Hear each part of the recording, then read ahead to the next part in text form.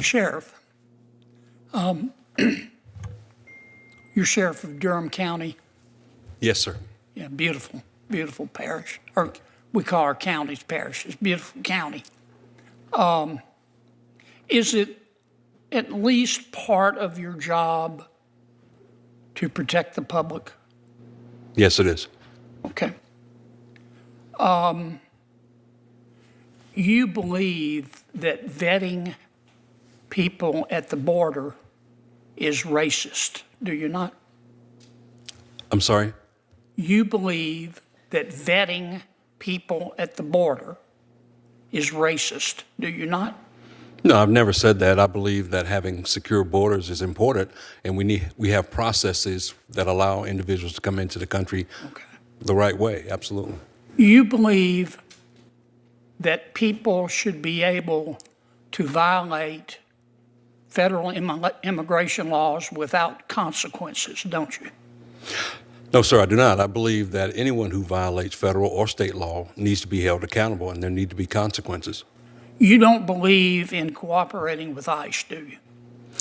I believe in cooperating with federal authorities, as I do. A number of federal agencies I cooperate with, and I certainly would cooperate with ICE if they would cooperate with me. Okay. You were elected in 2018, Sheriff, is that right? That's correct. Okay. On April 18, 2018, you gave an interview with a media organization called Indie Week. Do you remember that? I'm familiar with the paper, yes. Okay. Here's what you said. I'm quoting you, your words, not mine. I disagree with the incumbent sheriffs. That's the guy you beat. With the incumbent sheriff's cooperation with ICE. I will make a clear and uncompromising commitment to not cooperate with ICE. As sheriff, I will not honor ICE detainers, and we will not participate in ICE roundups, end quote. Did I read that correctly? Yes, sir. Okay. In April of last year, you spoke to a group of ICE employees. Do you remember that? Not particularly, no. Okay, well, there was an article in a media organization, a media entity called the Assembly. Are you familiar with them? Do you remember? I've heard of the Assembly, yes. Yeah, do you remember giving them an interview? I give several interviews. Sure. Yeah. I actually don't remember that particular one, but I'm... Okay. Well, here's what you said in the interview, apparently on the record.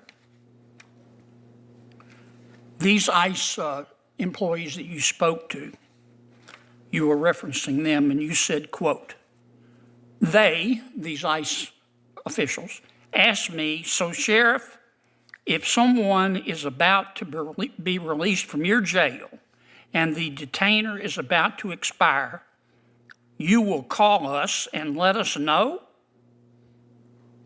What was my answer? You said, no, because that's not what the law says. No, I will not call ICE, end quote. Did I read that correctly? Yes, you did. Okay.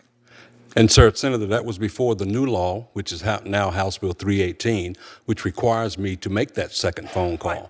Yeah. Prior to that, it was not state law, which I follow and all my deputies follow. Sure. And so now we do make that second phone call. But ICE agents are notified whenever someone is entered processed into my jail. Do you need some water? Because I think your pants are on fire. Okay. Do you remember a gentleman by the name of Carlos Heriberto Mendoza Martinez? Not right off, sir, no. Okay. Sheriff, you should. He was in our country illegally from Mexico. He was in a street gang. Back in Mexico, he was convicted of manslaughter. And he was in your jail. And because in 2021 and 2024, Mr. Martinez was arrested for assaulting a woman and domestic violence. And ICE placed a detainer on this guy because he was in our country illegally. And he was a criminal. And he was in your jail. And you wouldn't honor that detainer, would you? I can't say that I did not honor the detainer. I can. I can say what I did honor was the conditions of the release that were issued by a judge. And so therefore, and once again, ICE was notified that they could come Do pick you up this really individual. believe in public safety? Yes, sir, I do. You would allow someone in our country illegally convicted of manslaughter, convicted of domestic violence in your jail.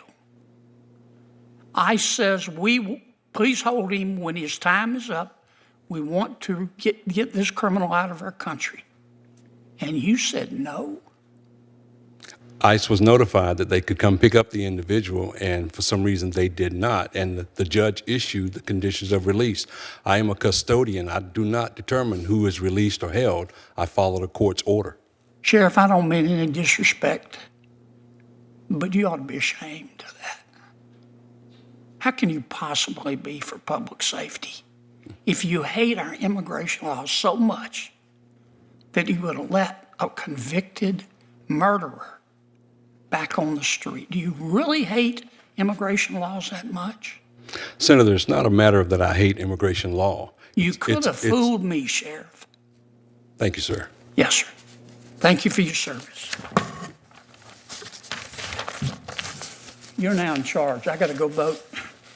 This discussion centers on a tense U.S. Senate hearing about America's military involvement with Iran, the ongoing ceasefire, and the blockade around Iranian ports and the Strait of Hormuz. A senator repeatedly questioned Admiral Cooper about whether the United States is still engaged in hostilities with Iran. The senator argued that under international law, a naval blockade is considered an act of war. Since the U.S. is actively blocking Iranian ports and restricting commerce, the senator claimed that America is effectively still at war with Iran, despite officials calling it a ceasefire. Admiral Cooper avoided giving a direct legal answer and stated that such interpretations should come from the Department of Defense's legal counsel. However, the senator insisted that international law clearly defines a blockade as a war action. The hearing also highlighted confusion around President Trump's shifting objectives in the conflict. Over the past 2 months, Trump reportedly mentioned several different end goals: unconditional surrender by Iran, regime change, destruction of Iranian nuclear facilities, total elimination of Iran's military capabilities, and reopening the Strait of Hormuz. The senator argued that none of these goals have been fully achieved and that the administration has failed to present a consistent strategy.